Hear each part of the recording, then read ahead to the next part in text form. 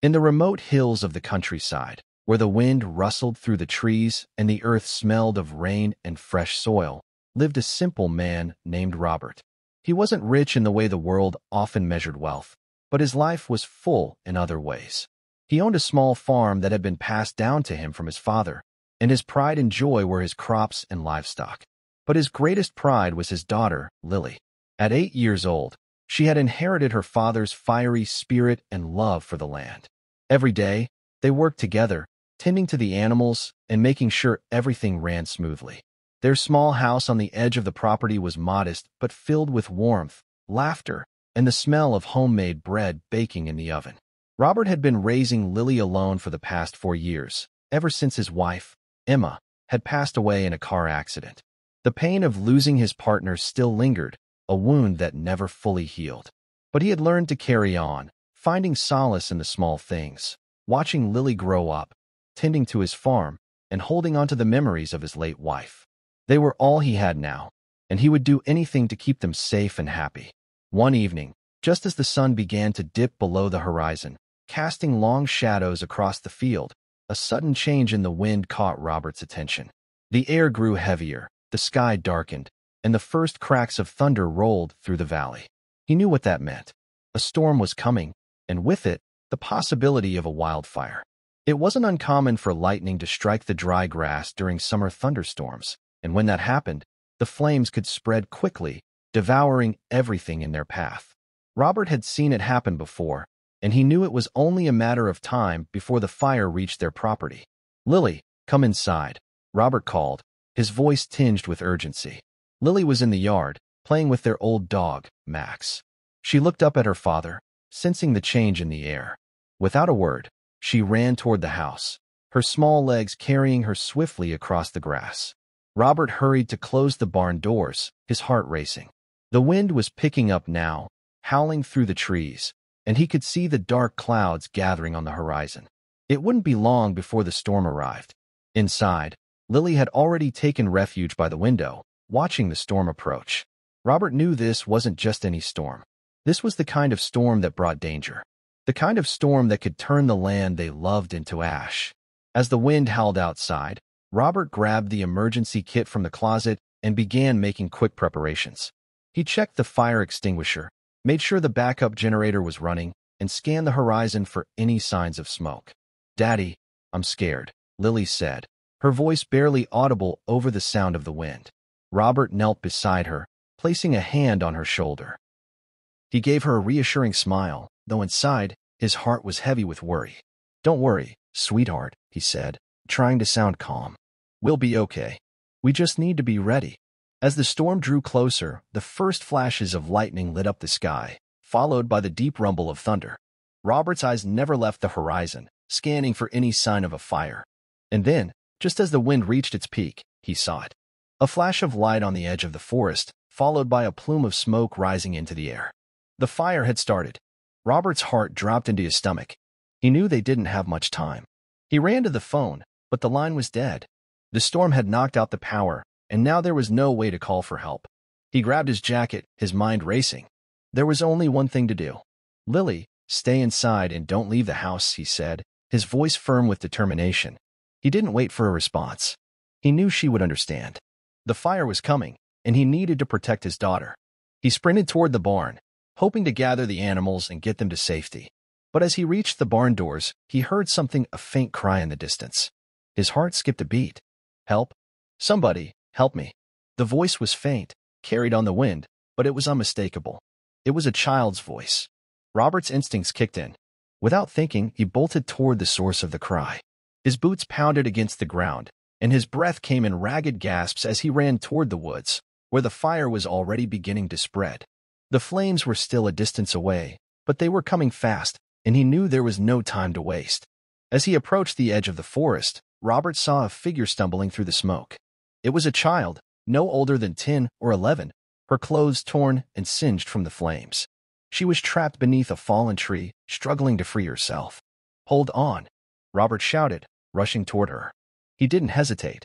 He grabbed the branch pinning her down and, with all his strength, lifted it off. The child gasped for air, her face streaked with soot and tears. "Thank you," she whispered, her voice trembling with fear and relief. Robert didn't have time to respond. The fire was too close now, the heat unbearable, and the smoke made it hard to breathe. He grabbed the girl in his arms and began running, her small body limp against his chest. The fire crackled behind them, and the roar of the flames grew louder with each step. They made it back to the barn just as the first of the flames reached the edge of the field. Robert stumbled inside, gasping for breath, and collapsed against the wall, holding the girl tightly in his arms. He knew they were not safe yet. The fire was still raging, and there was no telling how far it would spread. But in that moment, Robert felt a sense of relief. He had done what he could. He had saved the child. But the question remained, who was she? And why was she out here alone? As he looked down at the girl, her eyes fluttered open, and she met his gaze with wide, terrified eyes. She opened her mouth to speak, but before she could say anything, the sound of a helicopter engine filled the air, cutting through the roar of the fire. Robert looked up, shielding his eyes from the smoke, and saw a sleek, expensive-looking helicopter descending toward the farm. The helicopter landed with a thud, kicking up dust and debris as it touched down on the makeshift airstrip. The doors opened, and a woman in a designer's suit stepped out, her heels clicking against the ground as she walked toward Robert. She looked out of place in the midst of the chaos, a vision of wealth and power standing in the middle of a rural disaster. The woman's eyes locked onto the girl in Robert's arms. She moved forward quickly, her face a mask of concern. "Emma," she called out, her voice sharp and commanding. The girl's eyes widened at the sound of her name, and for the first time, she seemed to find the strength to move. "Mom," she whispered, reaching out for the woman. Robert watched in stunned silence as the wealthy mother swept the girl into her arms, her expression softening as she cradled her daughter close. "Thank you," the woman said, her voice tight with emotion. "You saved my daughter." The fire was still raging, and the heat was becoming unbearable. Robert stood there, feeling the weight of the moment pressing on him, the dust and smoke swirling around him as the helicopter's blades whipped the air.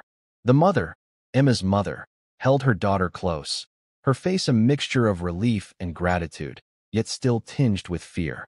Robert had never seen someone like her before. She was immaculate, her clothes untouched by the dirt and chaos of the fire. Her heels sank slightly into the dry earth as she held her daughter tightly, as if to shield her from the danger that was still creeping closer. The helicopter, now parked just beyond the barn, was an image of pristine, polished luxury in sharp contrast to the humble, worn-out farm that Robert had worked so hard to keep afloat. Robert could feel his legs trembling as the adrenaline began to wear off, his body aching from the exertion of carrying the girl, but he did not dare show weakness. He had always prided himself on being strong, on carrying the weight of the world on his shoulders without complaint. But standing there, watching the rich woman and her child, he felt the distance between their lives grow wider than the valley itself. This woman was from a world Robert could only dream of, a world where helicopter rides and private jets were normal, where wealth shielded you from the harsh realities of life. And yet, in that moment, it was his farm, his land, that had saved her daughter's life. He had risked everything to pull her out of the fire, and now, he was left with a feeling of emptiness as he watched the woman cradle her daughter with a sense of ownership that Robert had never felt about his own land. He had worked his whole life to protect what he had, but he knew, deep down, that everything he built could be lost in a moment, just like the fire that was now threatening to consume it all. The woman's gaze softened as she looked at him, a slight smile on her lips, though it didn't reach her eyes. She spoke to him as if they were equals, but Robert could sense the underlying tension, the awkwardness of their differing worlds. She seemed out of place here, in the midst of the devastation. Robert could hear the distant sound of sirens and the crackle of flames as they continued to spread. The helicopter, a beacon of modern technology and wealth, seemed almost unnecessary now, the helicopter's purpose having already been served in bringing her here. She had no way of knowing what it was like to struggle, to fight for every inch of ground, to see everything you worked for teeter on the brink of collapse. Robert could feel the bitterness rising in his chest as he watched her stand there, brushing the ash off her clothes with delicate fingers, her eyes never leaving her daughter. She began to speak to him, her voice gentle, but there was something in the way she spoke that Robert couldn't shake. It was as if she didn't really understand the gravity of the situation, how quickly the fire was moving, how little time they had left. To her, this was a momentary disruption, an inconvenience in her otherwise perfect world. To Robert, it was his life, his livelihood, his daughter's future. It was the kind of situation that made him question everything he had ever believed in. He had always thought of his farm as a symbol of perseverance, a place that would stand against any storm. But in front of him now was a woman whose wealth could make the fire seem like nothing more than a passing inconvenience. And in that moment, Robert realized that she was the kind of person who could erase everything he had ever worked for, simply by walking onto his land, making her offers and promises, as though his struggles were nothing more than a footnote in her story. Robert, however, did not have the luxury of time to dwell on these thoughts. The fire was spreading fast, and the sky was already turning an angry red with the glow of the flames. He could feel the heat, even from where he stood, the wind carrying embers and ash across the field. He glanced back at his barn, his crops, his home, everything he had ever known and worked for. He had never asked for help, never wanted anything more than to work his land and provide for his daughter. But now, with the fire looming closer, he felt a strange, unfamiliar sense of helplessness. The woman, noticing his tension, offered him her hand in gratitude, but Robert hesitated. He didn't want to shake her hand. He wanted to shake off the feeling of being an outsider in his own life. But as much as he wanted to refuse, as much as he wanted to remain proud and distant, he couldn't. He had saved her daughter. He had done what he had to do, no matter the cost. And now, all he wanted was for them to leave, for the fire to stop, for the earth beneath his feet to remain solid, to give him back the life he had built. He nodded curtly, his hand brushing against hers for a moment before he turned back to the barn, his mind racing. They needed to move quickly. Robert knew that, but he also knew that they couldn't outrun the fire forever. The rich woman, Catherine, he had learned her name, had no understanding of the land, of how it could turn against you in an instant. She looked down at her daughter, Emma, who was still clinging to her mother, the fire reflected in her wide eyes. Robert knew that if they didn't leave soon, they would be trapped. The fire was moving faster than he had ever seen before, and it wouldn't be long before it would consume everything in its path. Robert felt his heart beat faster as he turned away from the woman and started walking toward the field, urging her to follow him. They had to get to higher ground, where they could find shelter from the smoke and flames. But as they moved through the barnyard, Robert couldn't help but feel the weight of the moment pressing down on him. He had always been alone in this, always been the one to carry the burden of his farm. But now, with the fire raging and the woman beside him, he realized that everything he had known was about to change. His life, his farm, his daughter, they were all at the mercy of forces beyond his control. And for the first time, Robert wondered if he was ready for that change. The fire continued to burn with a ferocity that Robert had never witnessed before. The smoke hung thick in the air, and the orange glow of the flames cast an eerie light across the land. As they made their way toward the higher ground, Robert couldn't help but feel a strange sense of disconnect between his life and the world he was now thrust into.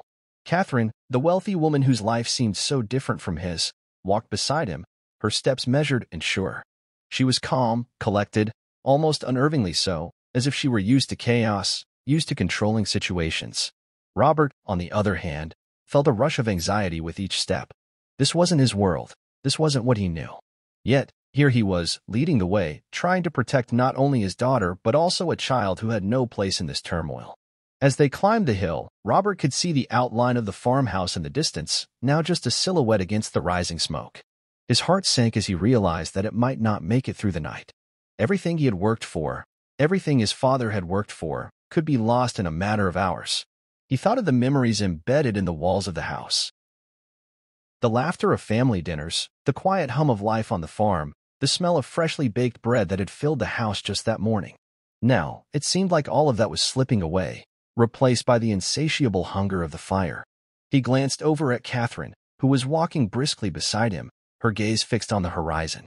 She seemed so detached from it all, as if this was just another situation to manage, another problem to solve.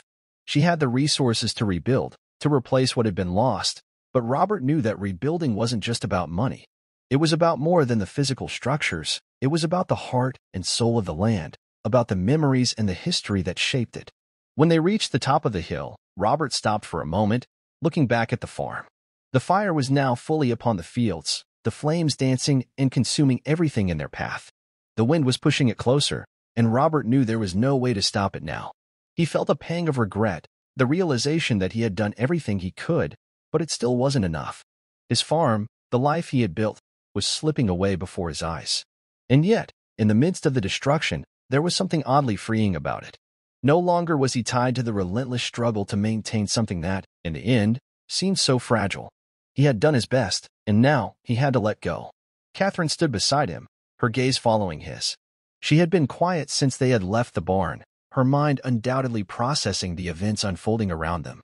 Robert could feel the weight of her presence, her quiet power, but it felt like a presence he couldn't quite understand. She wasn't like the others, those who came and went, offering help and then disappearing as soon as the danger had passed. Catherine had stayed, had helped, and now she was here, watching the fire burn, just as he was. Her eyes softened for a brief moment, and she reached out, placing a hand on his arm. It was a small gesture, but it spoke volumes. She wasn't here just as a wealthy benefactor. She was here as a human being, sharing in the devastation, in the loss. Robert appreciated the gesture, even though he wasn't sure what to make of it. He wasn't used to being on the receiving end of compassion, especially from someone like her. They watched in silence as the fire grew closer, the crackling of the flames rising in the background. The helicopter that had brought Catherine here was now a distant memory, its sleek body parked far below in the field. The sound of the helicopter blades seemed out of place in the chaos of the wildfire, like an echo of a different world. Catherine had promised to help, but Robert knew the reality was that no one could truly stop the fire once it had begun. And now, they were waiting for the fire to either burn out or destroy everything in its path. Robert's thoughts turned to his daughter, Lily. He hadn't seen her in hours, and he could only hope that she was safe. He had left her at the house, trusting that Catherine would look after her while he went to rescue Emma. The thought of his daughter alone, waiting in the house, gnawed at him. He wished he had stayed with her, wished he hadn't left her behind. But there was no time for regrets now. There was nothing he could do except wait and pray that the fire would not reach them. As the sun began to set, casting a dusky glow over the land, Robert knew that this night would be one of the hardest of his life. It was a night of endings and beginnings, of loss and survival. And in the midst of it all, Robert realized that sometimes the most important thing was not the land or the farm, it was the people. It was the ones you fought for, the ones you loved. And as much as he had tried to protect everything else, it was Lily and now Emma who would define what truly mattered. Catherine, who had been so quiet up until this point, finally spoke again. Her voice was soft, but there was a steeliness to it that made Robert glance over at her. She wasn't just a bystander in all of this. She was taking charge, stepping into the fray, and doing what she could to help. She offered him a look of understanding, her face drawn in concern but determined. It was clear now that she would not just be a spectator in this disaster. She would be part of the solution, part of the rebuilding process. And though Robert didn't know how, he knew that somehow they would get through this together. As the fire continued to rage in the distance, Robert's thoughts shifted again to Lily. He had to go back for her. He couldn't just stand here and wait for the fire to reach them. He had to act, and he had to do it now. Catherine, sensing his shift in focus, nodded to him as if she understood what he was about to do. She didn't say anything, but she stood there, her posture unwavering, watching him with an intensity that mirrored his own determination. Together, they made their way back down the hill, the heat of the flames pressing in from all sides. This was no longer just about saving the farm. It was about saving his family, about protecting the ones he loved. And no matter the cost, Robert knew he would do whatever it took to keep them safe.